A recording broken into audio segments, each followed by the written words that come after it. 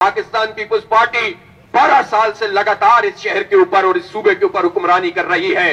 इस सूबे का सबसे बड़ा मसला मर्दमशुमारी है। कराची की आधी आबादी खा ली गई है।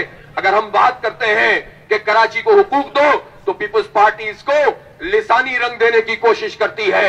कराची में तो सिंधी भी रहते हैं, महाजिर भी रहते हैं, पंजाबी और बलोच, पख्तून और कश्मीरी और हजारेवाल, बंगाली और बर्मी और अफगानी, ये सबका शहर है, सबको लेकर चलता है, सब इसकी खिदमत करते हैं, ये सबको पालता है। तो इस शहर के अंदर तो सब रहते हैं। कराची के हुकूक तो पाकिस्तान की तमाम कौमों के हुकूक हैं। यहाँ तो माइनॉरिटीज के लोग भी रहते हैं, मसीही और हिंदू बिरादरी के लोग भी रहते हैं। हम तो सबकी बात करते हैं, लेकिन पीपुल्स पार्टी कराची की तहरीक को अपने खिलाफ समझती है, इसलिए कि यह पार्टी कराची दुश्मन पार्टी है।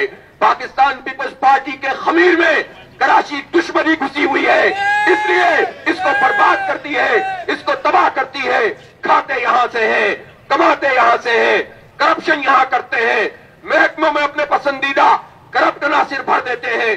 कराची के नौजवानों को नौकरी नहीं मिलती, कराची के लोगों को मुलाजमतें नहीं दी जाती, और सारे मुकामी इदारों के अंदर भी इस वक्त जाली डोमिसाइल बनाकर भर्तियां की जा रही हैं। जब ये बात करो तो इनको तकलीफ होती है, लेकिन जब हम इनसे कहते हैं कि कराची, जब आप कहते हैं कि आपका सूबा है और आप कहते हैं कि ये उसका कैपिटल है, इसकी अलहदा से बात मत करो, तो आपके कैपिटल की आधी आबादी खा ली गई है।